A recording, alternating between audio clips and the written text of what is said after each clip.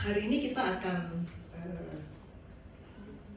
masuk dalam bagian kedua dari 3 minggu yang lalu. Saya membawakan Jesus My Protector, dan itu part 1, dan sekarang kita akan masuk pada part 2 dari Jesus My Protector, Yesus pelindungku. Amin. Dan kita akan ulangi membaca nats pembimbing yang tadi sudah dibaca di depan, tapi kita akan ulangi bersama-sama. Dan seperti biasa saya undang kita berdiri, kita menghormati firman, kita sama-sama membaca Mazmur 91 ayat 14. 1, 2, 3. Sungguh hatinya melekat kepadaku, maka aku akan meluputkannya, aku akan membentenginya, sebab ia mengenal namaku. Silakan duduk saudara-saudara. Amin. Ini sebetulnya salah satu ayat favorit saya sejak dulu. Sebelum ini kan tiba-tiba terkenal waktu COVID ya, tapi sebelum itu saya sudah sangat suka dengan ayat ini, karena ini memang janji perlindungan Tuhan luar biasa. Dia berjanji meluputkan kita, membentengi kita, tapi ada syaratnya. How itu yang kemarin 3 minggu yang lalu kita belum masuk dalam how. Kita 3 minggu lalu what, why, who, how-nya hari ini. Oke. Review sedikit bahwa sepanjang tahun ini, tahun 2023, tema besar kita adalah Jesus is the center. Dan kita sudah bersama-sama masuk di part 1, Yesus adalah sumber. Part 2, Yesus adalah penopang. Part 3, Yesus adalah pengarah. Dan 3 minggu yang lalu kita part 1 dari Yesus pelindung. Dan sekarang kita part 2 dari Yesus pelindung, Jesus my protector. Dan sistematika saya selalu what, why, who, how gitu ya. Dan kita juga sudah membahas minggu lalu, tapi saya akan ulang sedikit. What? Apa sih Yesus sebagai pelindung? Perlindungan Tuhan itu seperti apa sih? Kita akan kembali membaca Mazmur 91. Kita sudah baca ini 3 minggu yang lalu, tapi kita ulang baca lagi karena kita mau memperdalam pemahaman kita tentang perlindungan Tuhan. Saya akan baca ayat yang ganjil, Bapak Ibu Saudara akan baca ayat yang genap. Kita baca bersaut-sautan. Saya mulai dari ayat 1. Orang yang duduk dalam lindungan yang maha tinggi dan yang bermalam dalam naungan yang maha kuasa,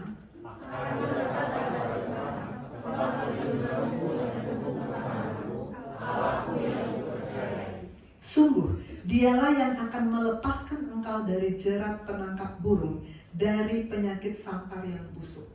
Dengan tangannya dia akan melindungi engkau, bawah sayapnya engkau akan berlindung, kesetiaannya ialah perisai yang akan bertembok. Engkau tidak usah takut terhadap kedahsyatan malam, terhadap panah yang terbang di waktu siang, terhadap penyakit sampar yang berjalan di dalam gelap, terhadap penyakit lumba yang berlalu di waktu petang. Walau 1000 orang rebah di sisimu dan 10.000 di sebelah kananmu, tapi itu tidak akan menimpamu.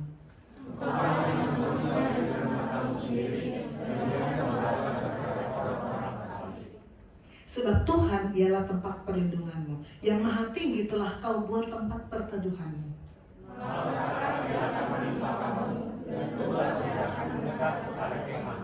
Sebab malaikat-malaikatnya akan diperintahkannya kepadamu untuk menjaga engkau di segala jalanmu.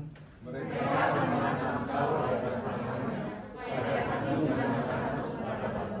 Singa dan ular tedung akan kau langkahi. Engkau akan menginjak anak singa dan ular naga. Sungguh hatinya melekat kepadaku, maka aku akan meluputkannya. Aku akan membentenginya, sebab ia mengenal namaku. Bila ia berseru kepadaku, aku akan menjawab. Aku akan menyertai dia dalam kesesakan. Aku akan meluputkannya dan memuliakannya. Dengan panjang umur akan kukenyangkan dia, dan akan kuperlihatkan padanya Amin. Puji Tuhan, luar biasa firman Tuhan, luar biasa janji perlindungan dari Tuhan. Mazmur 91 ini memang sangat terkenal, sering sekali dijadikan bahan khotbah. Kita akan sama-sama mempelajari kembali janji perlindungan Tuhan dari Mazmur 91. Pertama, Tuhan berjanji akan melindungi kita dari rencana jahat. Kedua, dari penyakit. Kita lihat di ayat 3. Sungguh, dialah yang akan melepaskan engkau dari jerat penangkap burung, dari penyakit sampar yang busuk. 3 minggu lalu kita bicara, kita part 1 dari Jesus My Protector. Lalu sepanjang minggunya kan kita komsel. Kami komsel, saya dengan anak didik saya di hari Kamis. Dan ketika komsel membahas Jesus My Protector ini, saya ajak anak-anak didik saya untuk merenungkan dan menyaksikan sepanjang 1 minggu ini Tuhan melindungi kita, apa yang kita alami. Dan ternyata banyak kesaksian yang ternyata memang dalam kehidupan sehari-hari yang benar-benar kita alami. Ada saja bahkan banyak hal-hal yang sebetulnya bisa menjadi ancaman bagi kita, tapi Tuhan melindungi. Mainly ya, kalau nggak salah saya cerita tentang mesti berangkat dari kosan jam 4 pagi. Jam 4 pagi masih gelap gitu ya.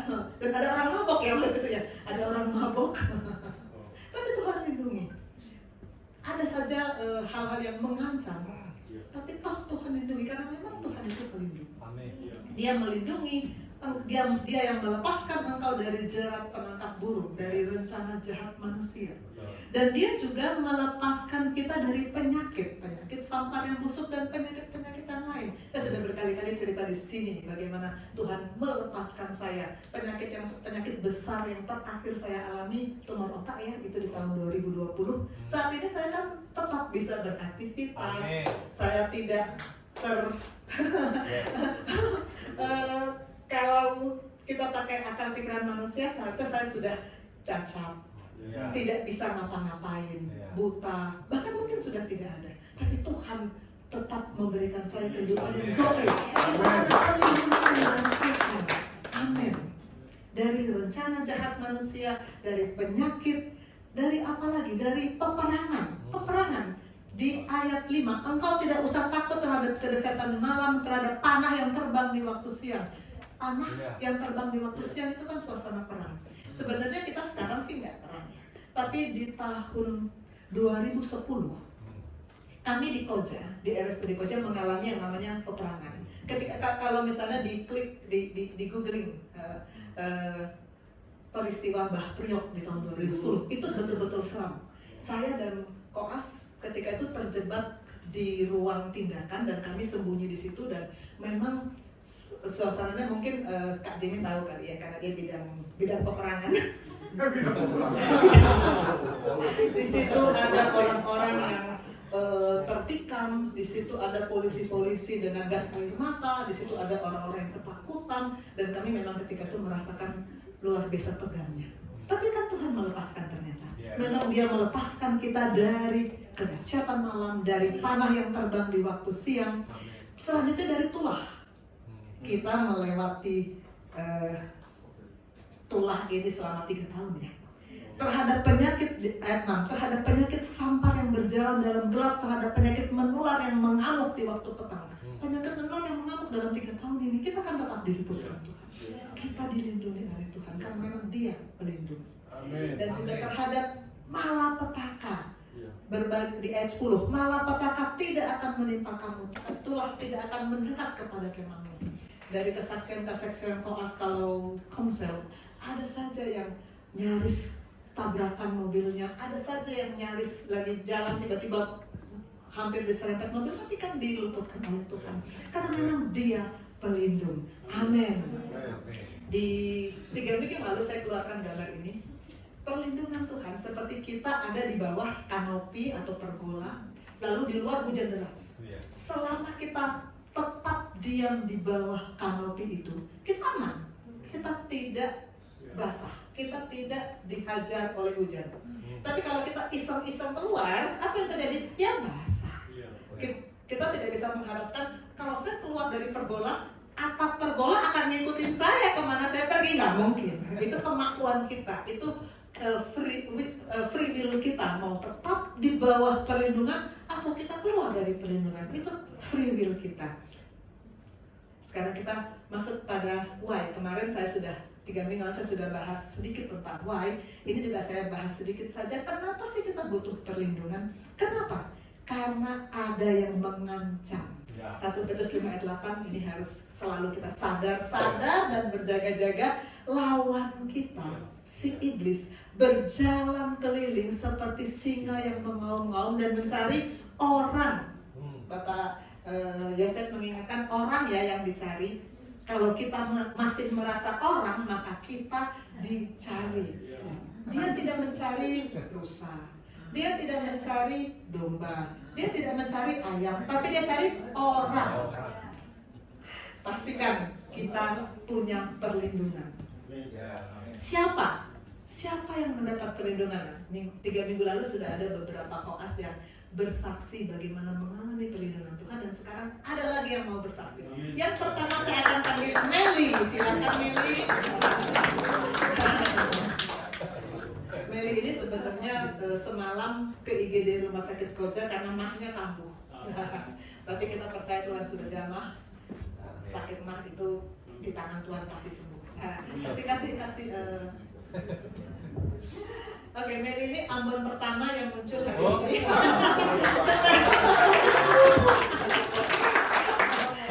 Seperti biasa ya, ada banyak Ambon. Oke, Meli, silakan menceritakan bagaimana perlindungan Tuhan yang kamu ada. Baik, shalom. Selamat pagi. Perkenalkan dulu, nama saya Melianta Gusta Krista Hutu Besi. Saya asli Ambon. Kemudian ini adalah stase IPD, stase terakhir saya. Ini dari 13 imunisasi. Baik, saya akan bersaksi bagaimana cara Tuhan melindungi saya begitu dahsyat.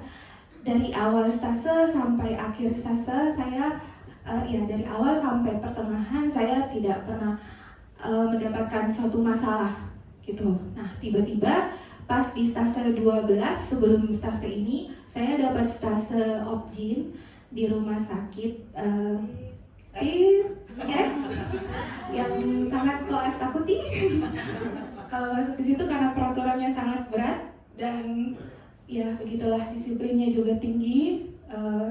Kemudian waktu itu saya karena rutinitas yang cukup berat, kita jaga 36 jam, jaga malam semuanya, tidak tidur, jarang sekali tidur. Kemudian vertigo saya kumat. Saya ada vertigo, kemudian saya dirawat 5 hari di rumah sakit Marinir. Kemudian di situ saya tidak masuk, dan waktu itu dari ketua SMF-nya bilang, Meli, kamu pas masuk tolong ambil surat yang saya simpan di ruangan. Saya tidak tahu itu suratnya apa, cuman katanya tidak boleh dibuka. Nah, udah. Terus suratnya itu harus dibalikkan ke kampus, di ketua, itu Dokter Yoris waktu itu, dokter. Kemudian pada saat saya bawa, ternyata kita buka bersama dengan Dokter Yoris. Di situ saya ternyata dipulangkan. Saya dipulangkan karena ternyata batas sakit saya itu sudah lewat. Harusnya itu maksimal 3 hari, dokter. 3 hari. Nah, kemudian kan saya pikir, loh saya kan sakit, kenapa saya sudah sakit dapat begini lagi tidak ada kebijakan gitu kan sama sekali, kenapa kayak gini? Terus saya protes di situ. Udah gitu kan, kenapa suratnya itu tidak boleh dibuka gitu kan? Jadi kayak merasa down, kecewa gitu. Kenapa kayak begini caranya? Nah, akhirnya Dokter Yoris di situ kasih kekuatan buat saya. Meli, kamu berdoa, nanti saya bicara dengan ketua SMF-nya bagaimana. Terus saya bilang, terus saya bagaimana dokter ke depannya, apakah saya harus masuk besok atau saya menunggu? Terus katanya, dokter, kamu tunggu saja, berdoa semoga ada mujizat Tuhan besok. Kemudian saya menunggu, pulang di rumah saya kasih tahu, orang tua juga sudah marah, orang tua sudah ngomong, namanya orang tua Ambon ya, emosian tingkat dewa. Akhirnya sudah siap-siap, tapi karena sudah sore sudah pada pulang, jadi bilang yaudah besok pagi kita siap-siap. Ternyata saya pikir, saya tunggu sambil nangis, sambil berdoa. Di situ saya sedih, saya bilang kenapa saya harus sedih gitu, sudah nangis sampai mata bengkak, vertigo, lama-lama kumat vertigo saya. Jadi berdoa, terus saya ingat satu ayat waktu itu, yaitu ayatnya Matius 7 ayat 7. Di situ dibilang bahwa mintalah maka kamu akan mendapatkan, carilah maka kamu akan diberikan, dan ketoklah maka kamu akan dibukakan pintu. Kemudian langsung saya berdoa malam itu juga, tidak sampai 5 menit. Nah, tidak sampai 5 menit langsung yang dari ketua SM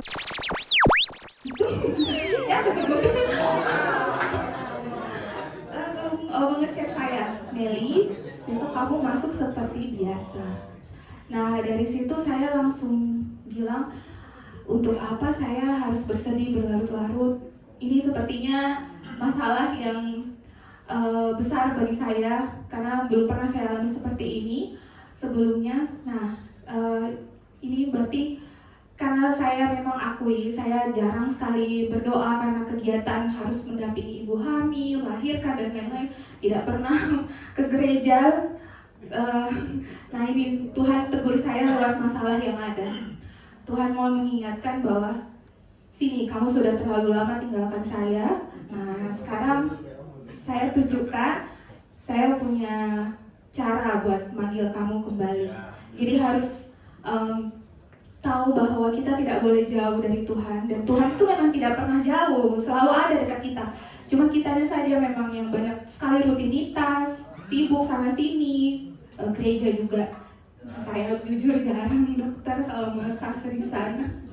Aduh, memalukan. Jadi makanya pas dapat konseling di IPD, dokter tanya, Meli, kamu sering baca Alkitab? Kamu pernah baca Alkitab? Dan aduh, mohon maaf dokter, saya memang tidak pernah baca dokter. Jadi mohon maaf sekali dokter dengan kekurangan saya gitu. Nah, tapi akhir-akhir ini saya sudah kembali dokter baca Alkitab perlahan-lahan, 1 hari 2 pasal, meskipun capek harus terus baca. Dan dari situ saya dapatkan ada perubahan juga dokter. Semakin kesini semakin diberkati. Dan itu saja yang ingin saya sampaikan, bahwa setiap masalah selalu ada jalan keluar asalkan kita mau datang kepada Tuhan Yesus. Dialah juru selamat kita. Itu yang saya alami nyata-nyata. Oke, terima kasih. Puji Tuhan. Tadi kita silakan boleh duduk kembali. Tadi Meli menceritakan betapa masalah itu sangat berat buat dia, tapi begitu firman dideklarasikan, sorga bergerak. Begitu firman diucapkan, sorga bertindak. Kepala SMF tet, langsung telepon dia. Nanti direkamannya di mute tet ya. Tenang aja. Kesaksian kedua, ini yang memang saya sendiri yang alami. Kira-kira beberapa hari sesudah sharing Yesus Pelindung yang pertama, tapi saya alaminya bersama-sama Rio. Dan waktu Rio menceritakan lebih seru, jadi saya akan undang Rio lagi akun kedua untuk menceritakan bagaimana kami mendapatkan perlindungan yang luar biasa dari Tuhan. Silakan Rio.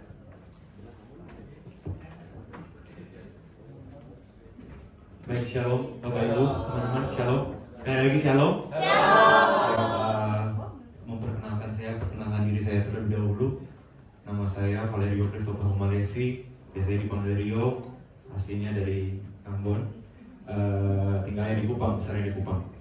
Lalu terima kasih dokter kesempatannya. Jadi hari ini saya mau bersaksi tentang apa yang saya dan dokter Susan dan beberapa teman-teman lain alami sekitar 2 minggu yang lalu.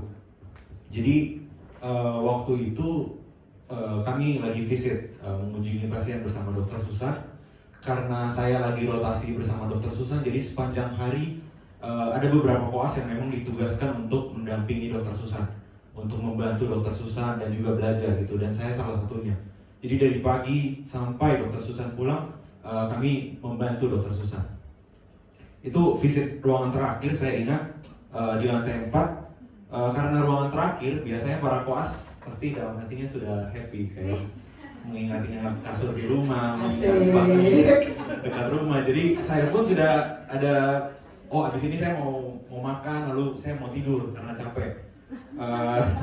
Iya, jadi lagi visit, dokter selesai dari pasien, kita kembali untuk menulis rekam medis. Biasanya kan dokter kasih arahan untuk pasien ini diapakan gitu-gitu. Jadi sementara tulis karena banyak dokter sembari tulis, saya lagi bantu di sampingnya. Tiba-tiba saya dengar dari belakang itu ada keluarga pasien. Keluarga pasien itu orang timur juga, lagi marah-marah. Ambon lah tepatnya. Orang ya. Orang Ambon juga lagi marah-marah, lagi keluar. Kata Meli, orang Ambon emosi tinggi. Lagi marah-marah, lagi maki-maki itulah. Tapi mungkin perawat dan beberapa orang-orang di sana mungkin nggak tahu kan. Cuman karena saya pun tahu bahasa Ambon, jadi saya sadar mereka lagi maki-maki, mereka lagi banting-banting barang, lagi marah-marah. Di situ saya mulai takut. Waduh, ada apa nih? Cuman saya lihat dokter Susan, dokter juga tenang sambil tulis. Saya pun menenangkan diri saya sendiri. Jadi sambil lihat di komputer, oh mereka masih aman gitu. Tapi sudah punya feeling, oh ini kayaknya mereka mau ngobrol sama dokter Susan gitu. Selesai tulis dokter, kami mau tinggalkan tempat itu. Keluarga pasien itu tahan. Keluarga pasien itu minta bicara sama dokter gitu. Ternyata ada miskomunikasi dari keluarga pasien gitu. Di situ mereka marah-marah, ibunya sampai pukul-pukul meja, sampai marah-marah, maki-maki gitu. Dan saya pun mulai panik gitu, karena menurut saya kalau ada apa-apa pasti saya yang bantu gitu. Jadi saya pun mulai panik. Di situ suasana udah ribut. Di situ yang pertama saya cari adalah security. Jadi saya bilang, Kak, tolong lihat security yang di situ sama di situ. Jadi dua kalau bisa panggil sekaligus untuk kesini gitu. Jadi waktu dokter lagi ngomong mereka masih marah-marah, ternyata dicari security nggak ada. Security, wah saya juga udah mulai panik. Akhirnya ya udah, apa yang terjadi ya udah nanti kita lihat nanti gitu. Jadi akhirnya dokter Susan memutuskan untuk kembali ke pasien. Memang penyakit yang dialami pasien juga lumayan berat. Jadi akhirnya kami memutuskan, dokter Susan memutuskan kembali, kami semua ikut mendampingi dokter Susan sampai di pasien. Dokter Susan menjelaskan kembali tentang penyakitnya dan menyampaikan firman dan berdoa untuk pasien. Dan situasi saat itu berubah. Jadi yang dari marah-marah keluarga pasien tenang sampai salam-salam sampai pokoknya minta maaf. Aduh dokter, saya minta maaf, saya tadi emosi gitu. Jadi saya juga, waduh puji Tuhan, sudah selesai masalahnya. Tapi di akhir dokter Susan bilang, oh iya ibu, nanti dokter ini akan follow up setiap hari datang untuk mendoakan. Dokter Susan tunjuk saya gitu. Tunjuk saya untuk kembali datang. Saya juga ya takut juga, tapi akhirnya besoknya saya datang. Setelah pulang, seperti biasa, aduh puji Tuhan sudah selesai, nggak ada masalah. Tapi di perjalanan pulang itu karena saya terjebak macet, waktu sambil di jalan pulang tiba-tiba diingatkan lagi proses tadi. Tiba-tiba diingatkan, dari situ saya belajar bahwa kadang dalam hidup kita itu kita diperhadapkan dengan masalah kita dan masalah, jadi nggak ada orang lain. Lihat, waktu itu saya cari security untuk kenyamanan saya. Saya pikir security bisa menolong saya. Ternyata pada saat itu nggak ada security. Saat itu hanya dokter Susan dan masalah itu. Nah terkadang waktu saya merenung, saya dapat satu hal yang luar biasa, bahwa terkadang Tuhan izinkan kita berhadapan dengan masalah kita sendiri supaya kita lihat dengan dekat bagaimana Tuhan melindungi kita, bagaimana Tuhan menjaga kita. Jadi saya ingat kisah Musa waktu dia di depannya laut, belakangnya udah tentara Firaun, dikepung. Dan saya pikir kenapa ya Tuhan nggak hancurin aja tuh tentara Firaun. Di situ saya belajar bahwa terkadang Tuhan izinkan supaya kita melihat Tuhan secara jelas, bahwa Dia hidup dan Dia ada bersama kita, menolong kita di setiap musim kita. Jadi saya merenungkan itu dan pulang saya memutuskan untuk saya tahu dokter Susan bisa setenang itu dan bisa diberikan Tuhan hikmat untuk melakukan itu karena dokter Susan terkoneksi dengan Tuhan. Saya mungkin enggak, karena saya masih cari security lah, saya masih cari pertolongan dari dunia yang terbatas. Tapi kita punya Allah yang tidak terbatas, Bapak Ibu teman-teman. Jadi ya pesan dari saya adalah waktu Tuhan izinkan kita berhadapan dengan masalah kita sendiri, mari kita lihat dengan jelas. Tuhan mau kita lihat dengan jelas bahwa Tuhan ada, Dia hidup, dan Dia sanggup menolong kita. Mungkin itu saja Bapak Ibu. Terima kasih.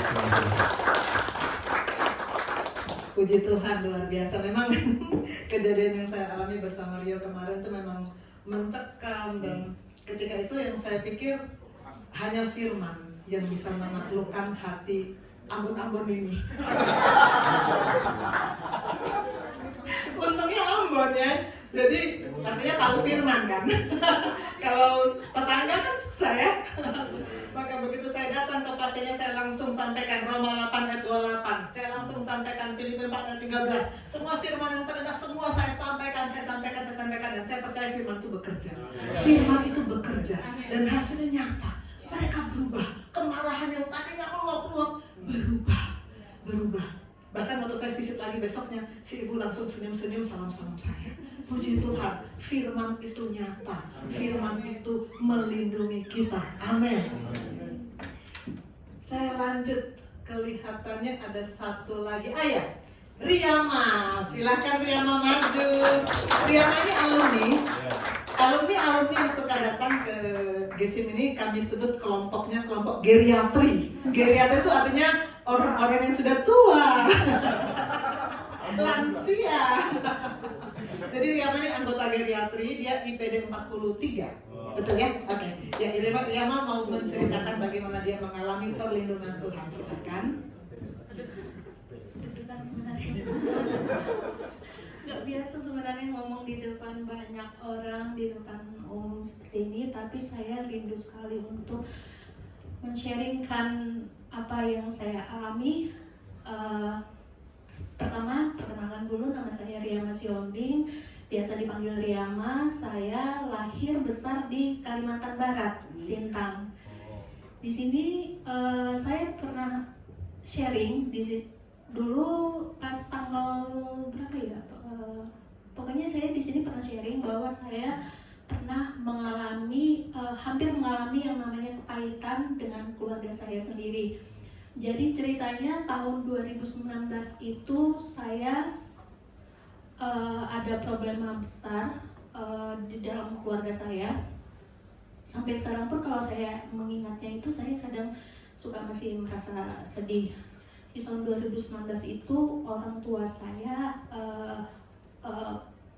mau divorce, mau cerai, dan gara-gara masalah itu saya sempat kepikiran mau mengakhiri hidup. Yang namanya mengakhiri hidup, udah kepikiran nih di otak kan, gimana caranya, alatnya ini, udah mau kepikiran, udah ada talinya, udah ada alatnya segala macam, udah mau mengakhiri hidup ini. Tapi nggak tahu kenapa, singkat cerita nggak jadi saya lakukan. Saya urungkan niat itu. Kemudian di tahun 2022 sekitar bulan Februari Maret itu kan rilis stase baru. Waktu itu posisinya saya lagi di Semarang. Rilis stase baru akhir Februari awal Maret lah. Terus saya dapat nih di Bedah Koja. Awalnya saya nggak mau masuk ke situ kan, saya mau mengajukan cuti, nggak mau masuk Koja karena saya dengar tuh sekali masuk Koja tetap Koja, terus-terusan Koja gitu kan. Saya nggak mau yang kayak apa sih, semacam terikat yang berulang-ulang kali gitu masuk di rumah sakit itu. Tapi saya teringat singkat cerita kan saya dapat Bedah Koja, tapi akhirnya saya jalani masuk ke Bedah Koja. Kemudian dari situ saya masuk ke radiologi Koja lagi kan, Koja lagi. Kemudian dari radiologi Koja, singkat cerita saya masuk ke IPD Koja. Habis dari radiologi Koja itu saya masuk ke IPD Koja. Terus saya mikir, bukan suatu kebetulan Tuhan tempatkan saya berkali-kali di Koja.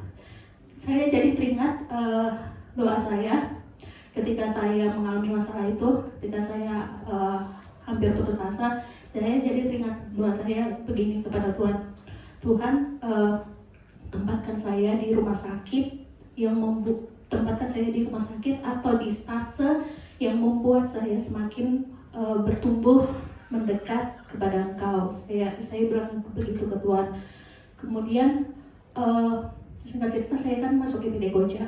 Kemudian selama di IPD Koja ini setiap harinya kan ada pemberitaan, setiap minggunya ada pemberitaan, kemudian ada komsel, kemudian ada renungan pagi yang setiap paginya Dr. Susan bagikan kepada saya.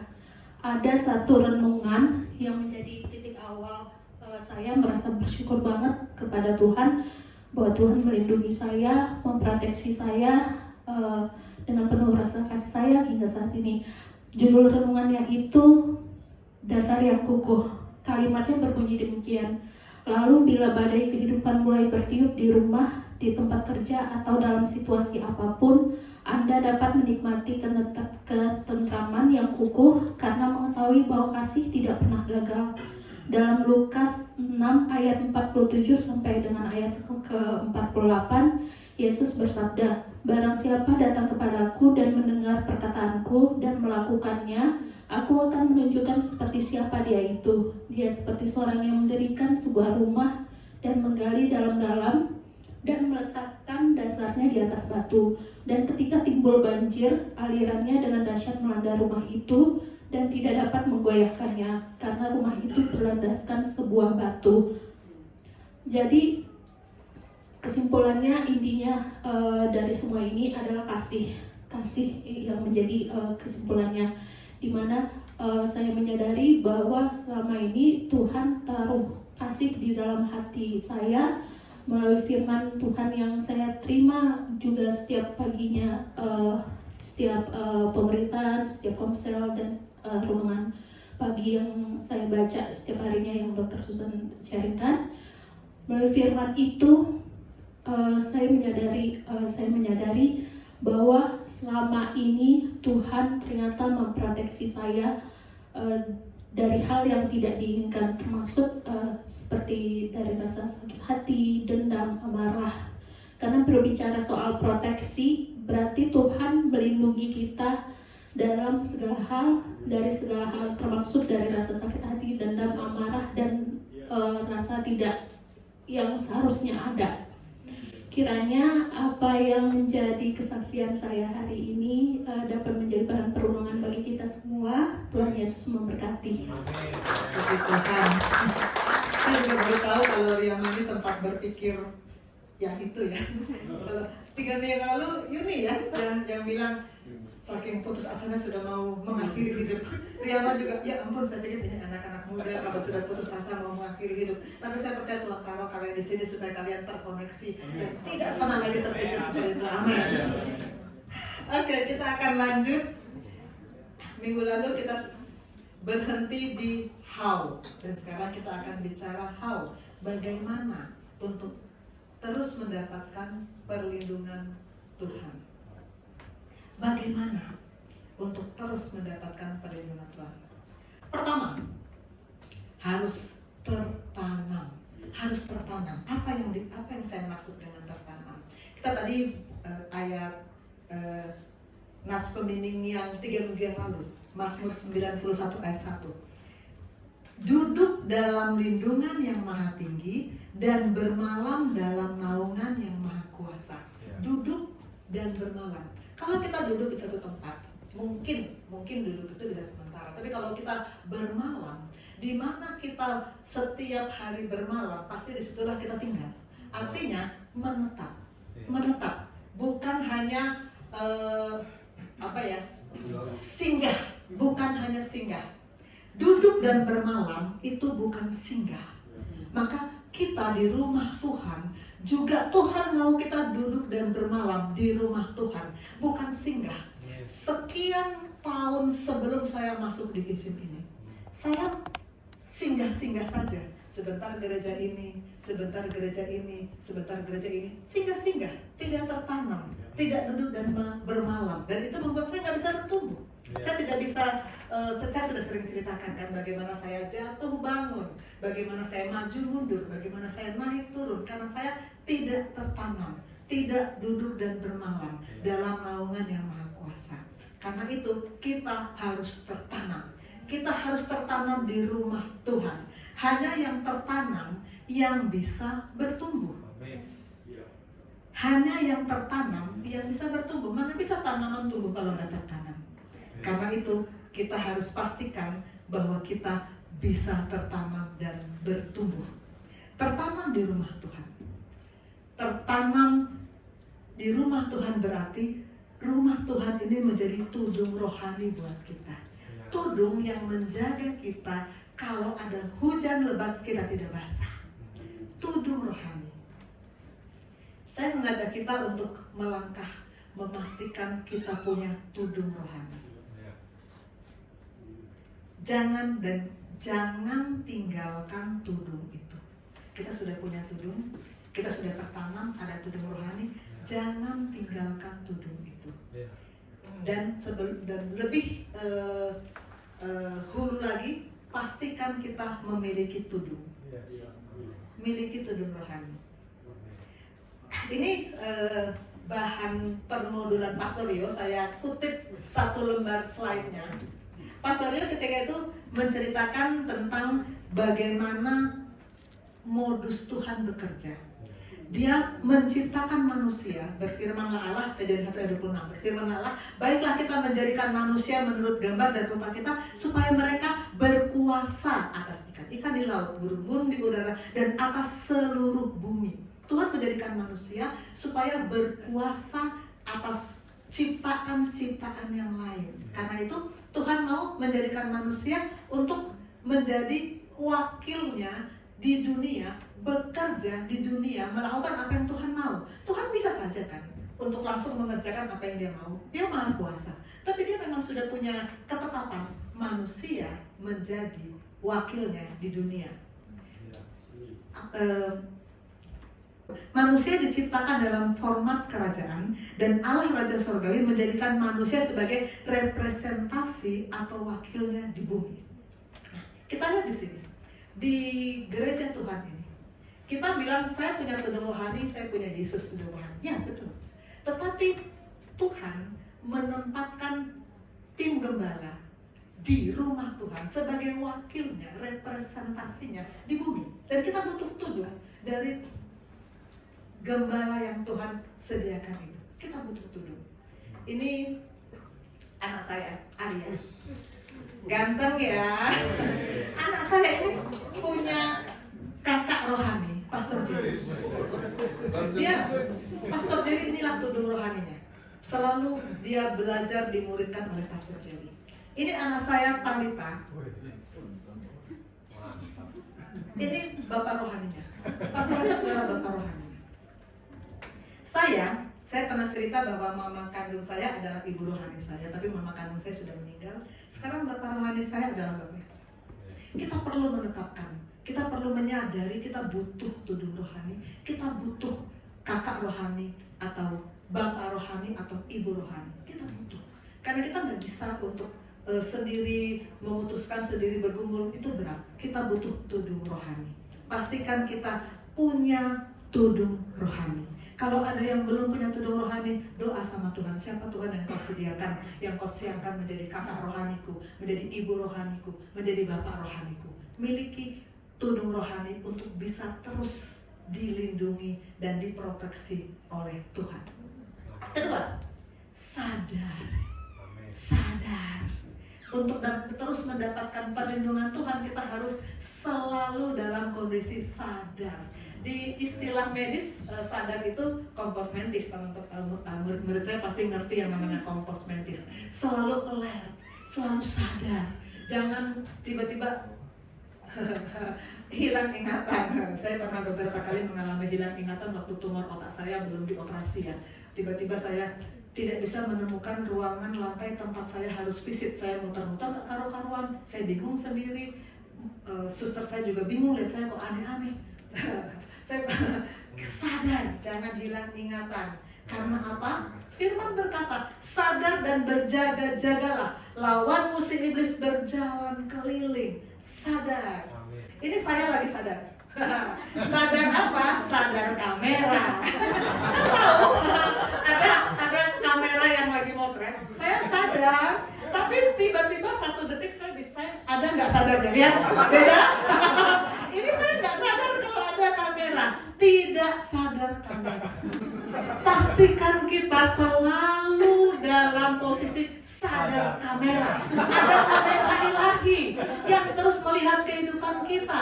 Mata Tuhan, Mazmur 11 ayat 4. Tuhan ada dalam bait-Nya yang kudus. Tuhan tahtanya di sorga, matanya mengamat-amati. Itu 24 jam loh. Itu 24 jam sehari, itu tidak ada berhentinya dari detik ke detik.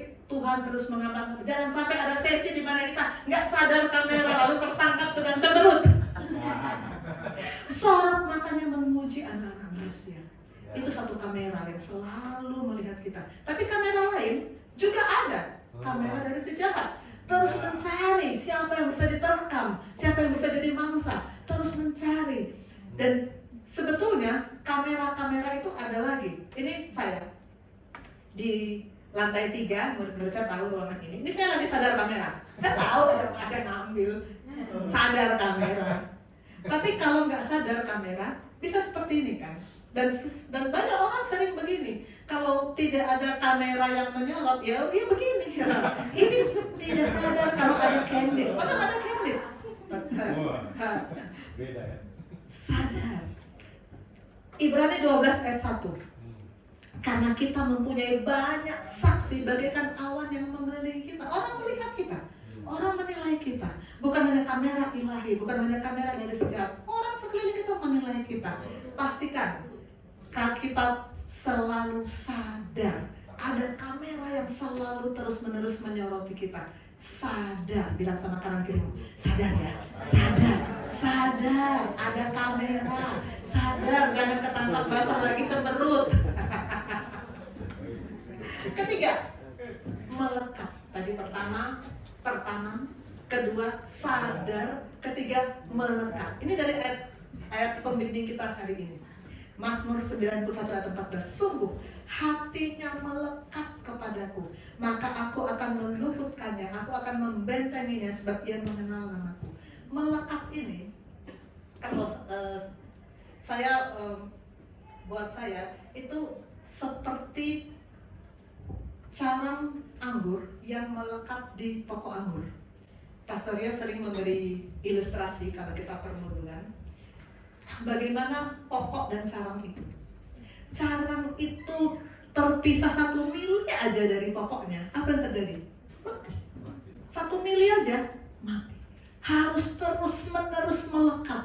Carang itu harus terus-menerus melekat pada pokoknya. Abide, saya sudah 2 kali bicara tentang abide in Christ. Abide in Jesus. Kita harus terus melekat kepada Yesus. Dan cara seperti apa sih untuk melekat? Tidak ada cara lain kecuali selalu terkoneksi. Terkoneksi. Istilah yang ditanamkan oleh Pastor Rio ke koas-koas dalam permodulan, terkoneksi. Itu yang membuat kita punya hidup yang zoe. Terkoneksi. Dengan cara apa? Dengan cara saya memberi ini slide ini sudah beberapa kali saya tampilkan. Saya menamakan ini pernapasan rohani.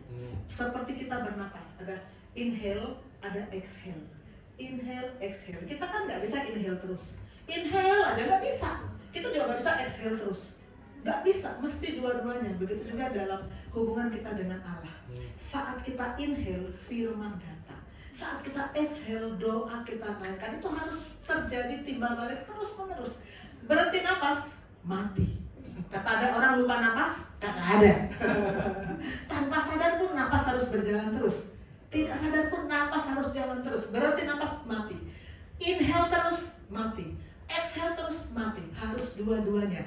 Dengan demikian baru kita bisa abide, tertempel terus, melekat terus dengan pokok anggur itu. Ini slide Bapak Yosef, ini sudah pernah diajarkan kepada kita. Untuk bisa terus abide, untuk bisa terus menempel, maka mesti ada yang namanya berserah diri. Yesus sudah berserah diri ketika dia mati di kayu salib. Tuhan Yesus sudah berserah diri ketika dia mati di kayu salib. Kita, kapan kita berserah diri? Dengan cara apa sih berserah diri itu? Bukannya kita menyanyi aku berserah, bukan menyanyi berserah, bukan bernyanyi dengan berinak air mata, bukan, melakukan poin-poin ini. Ini ajaran Bapak Rohani, saya akan ulangi karena ini sangat penting. Pertama, lingkar pertama, mengakui kekalahan, kelemahan dan ketidaksanggupan diri. Itu langkah pertama kalau mau berserah. Akui dulu bahwa kita nggak sanggup. Langkah kedua, mengakui kemenangan, kedahsyatan dan kesanggupan Kristus. Itu langkah kedua. Saya mau undang Chelna. Chelna ini juga geriatri. Ambon ke berapa ya? Ambon ketiga yang muncul hari ini. Chelna akan menceritakan bagaimana dia mengalami masalah yang membuat dia mengakui bahwa dia nggak sanggup, tapi dia mengakui Tuhan sanggup. Silakan. Baik, selamat siang dan shalom semuanya. Shalom. Perkenalkan dulu, saya Chelna Pria Rosa de Freitas, asalnya dari Ambon. Dan saya merupakan IPD 48, jadi udah termasuk geriatri, udah tua. Baik, izin menceritakan. Jadi sekarang saya lagi di stase kandungan di rumah sakit di Halim. Dan puji Tuhan, saya dipercayakan oleh teman-teman untuk menjadi seorang ketua stase selama 10 minggu ke depan. Dan ini merupakan salah satu pengalaman terbaru karena mungkin pada saat kuliah pun saya sudah pernah menjadi ketua di dalam diskusi kelompok. Cuman saya merasa mungkin ketua stase ini sama dengan di kuliah. Jadi saya menganggap saya bisa menjalaninya dengan baik. Ternyata di rumah sakit ini, apalagi di bagian stase objir, itu bidan-bidannya tuh tidak welcome dengan koas-koas dari UPIDA ataupun koas yang baru masuk ke ke Bangsal. Jadi saya sebagai ketua pun merasa ini harus bagaimana dengan anak-anak saya yang ada 8 orang. Dan di situ bidan-bidannya tuh kayak merasa kami ini dijadikan sebagai pembantu. Karena kami yang koas itu harus pertama kalau naik ke OK harus nyuci alat setelah habis operasi. Yang kedua, kalaupun ada persalinan normal di Bangsal, itu kami yang anak koas yang membereskan semua alat-alat untuk persalinannya. Dan di situ kami yang koas ini merasa kaget, kok di sini kita dianggap sebagai pembantu. Bukan kita udah bayar mahal-mahal, udah bayar sekian juta, tapi di sini kita dijadikan sebagai pembantu. Dan di situ juga teman-teman banyak yang mengeluh kepada saya karena saya juga sebagai ketua.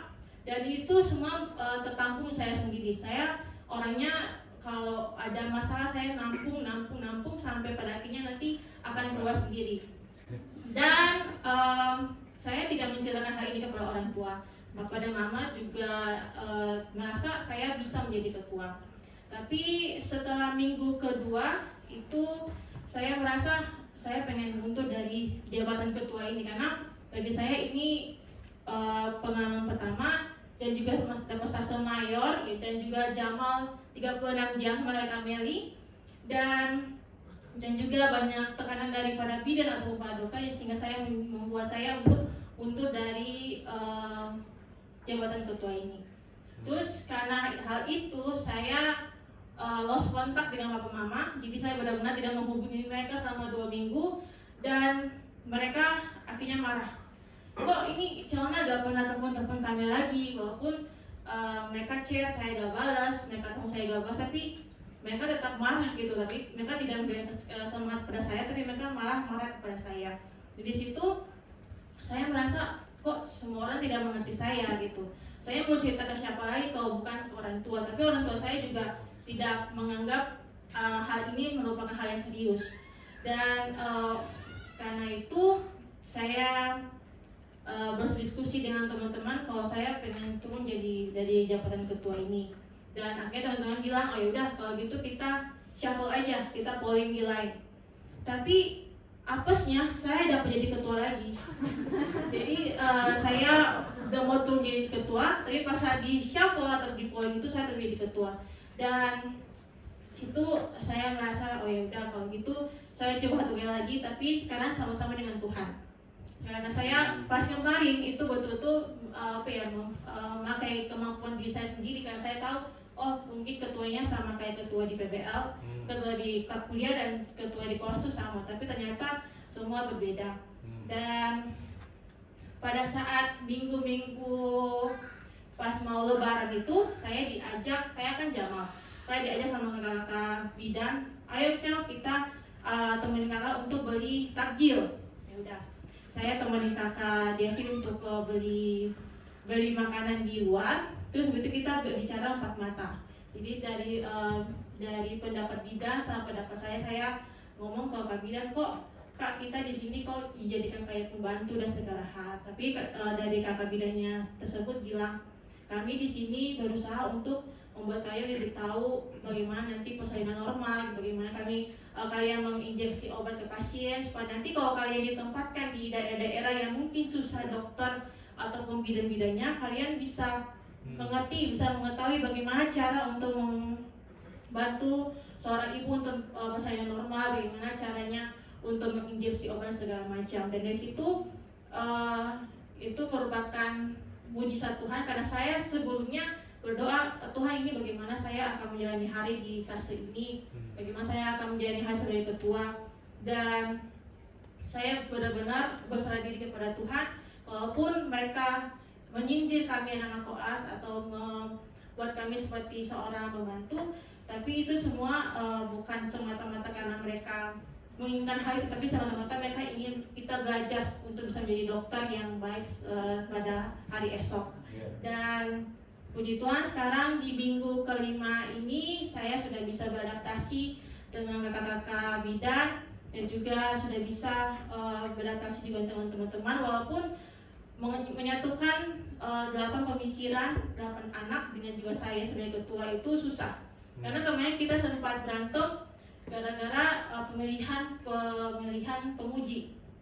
Dan situ banyak teman-teman yang merasa, oh kok Cel kamu gak adil untuk memilih penguji-penguji ini.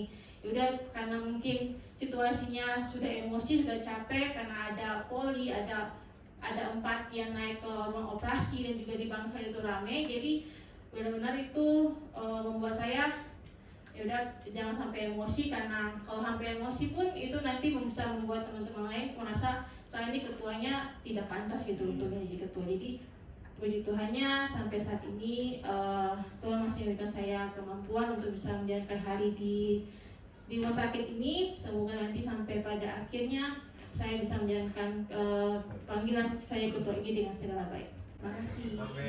Puji Tuhan. Saya ingat waktu Selma ini baru pertama kali tahu dia masuk stase yang itu kan stase yang memang semua kelas nggak ada mau masuk situ.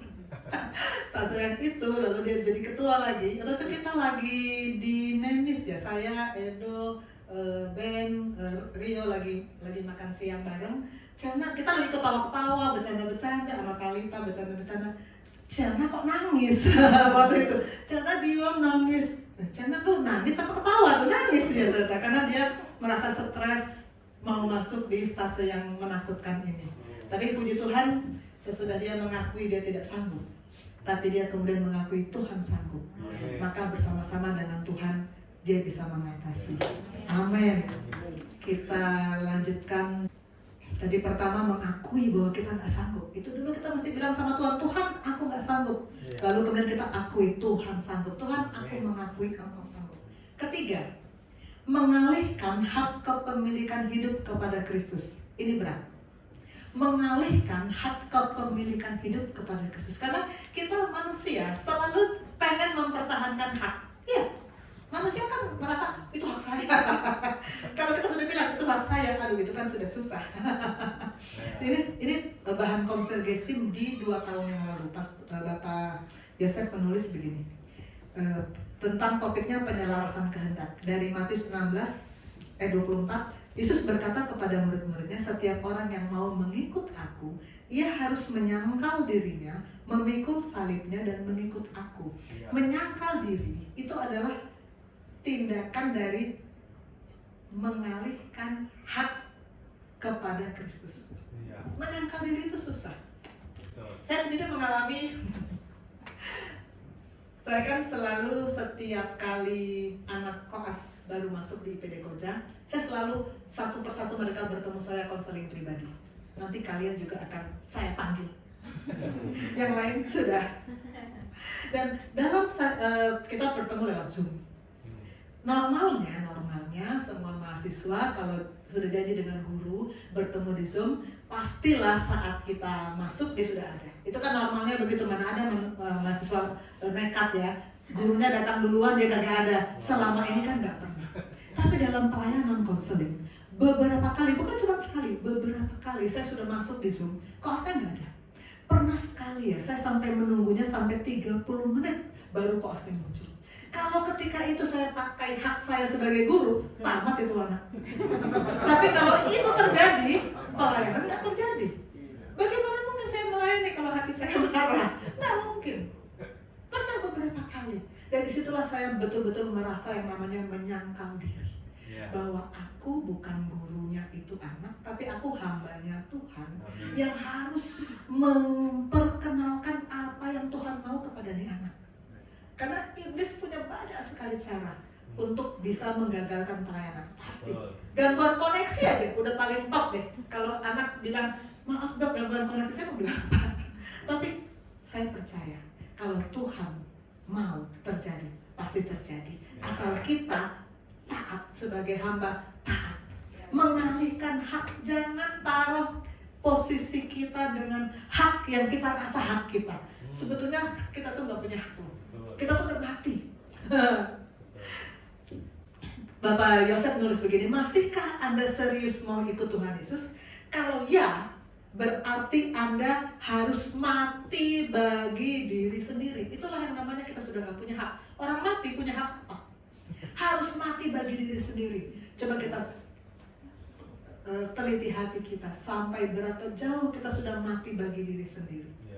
Karena tidak akan pernah terjadi penyelarasan pikiran, penyelarasan kehendak, penyelarasan keinginan. Nggak pernah terjadi penyelarasan kalau kita belum mati bagi diri sendiri. Amin. Mengalihkan hak kepada Tuhan. Keempat, mempercayakan seluruh hidup kepada Kristus. Mempercayakan, saya sudah pernah berikan sih ilustrasi ini. Mempercayakan beda dengan percaya. Ini orang, Pastor Rio juga pernah ceritainnya. Seorang pemain sirkus yang naik sepeda satu tali dari ujung gedung ke gedung yang lain, lalu semua orang menyaksikan dan bertepuk tangan, lihat itu pemain sirkus. Lalu si pemain sirkus bilang begini sama audiens, saya mau balik ke gedung sono. Kalian percaya saya bisa balik? Percaya. Pertanyaan berikutnya, siapa yang mau naik di pundak saya? Nggak ada yang mau naik. Percaya sih bahwa dia bisa sampai, tapi mempercayakan hidup, oh no, tidak mempercayakan hidup. Siapa yang mau mempertaruhkan hidup?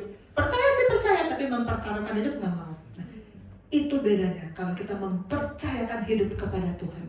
Mempercayakan hidup kepada Tuhan seperti kita mau naik di pundak pemain sirkus ini. Kalau cerita aslinya sih kemudian yang ada anak kecil, saya percaya saya mau naik, ternyata tuh anaknya ya, itu cerita aslinya. Kita harus seperti itu kalau kita bilang saya anak Tuhan. Harus seperti itu, mempercayakan apapun yang terjadi saya percaya, saya patuh pada perintah Tuhan, saya tunduk taat apapun yang Tuhan bilang, pasti akan terjadi pertolongan yang dari atas, pasti akan kita alami perlindungan yang dari atas. Amin. Dan yang kelima, menghambakan diri kepada Kristus dan kebenaran. Menghambakan diri ini sebetulnya sudah kita bicarakan selama 1 tahun penuh di tahun 2022. Sepanjang 1 tahun di 2022, tema besar kita adalah menjadi hamba Tuhan. Dan kita semua yang jemaat yang lama, kalau koas kan waktu itu belum ada ya, kita tentu sudah tahu bagaimana kita menghambakan diri kepada Kristus dan kebenaran. Amin. Saya kira inilah yang kemudian bisa membuat kita intim dengan Tuhan, yang membuat kita abide, melekat dengan Tuhan. Kalau kita masuk dalam tahap-tahap berserah ini. Mengaku ketidaksanggupan, mengaku dia sanggup, mengalihkan hak kita, melepaskan hak kita, mempercayakan hidup kita, dan menghambakan diri kepada Kristus. Amin. Kita masuk pada kesimpulan. Bagaimana untuk bisa terus mendapatkan perlindungan, proteksi dari Yesus? Pertama, kita harus punya tudung rohani. Ini hanya terjadi kalau kita tertanam dalam jemaat Tuhan. Kedua, kita harus diam dalam tudung. Jangan lari keluar masuk. Diam di dalam tudung. Ketiga, kita harus sadar kamera, ada banyak kamera di situ, kita sadar. Dan keempat, kita harus melekat pada pokok anggur. Melekat itu berarti kita harus masuk dalam langkah-langkah berserah diri. Karena Yesus sudah menyerahkan dirinya untuk kita, kita pun harus menyerahkan diri kepada Dia, baru bisa melekat pada pokok anggur. Mari kita berdoa. Bapa di surga, firman-Mu telah disampaikan. Aku percaya firman tidak akan kembali dengan sia-sia.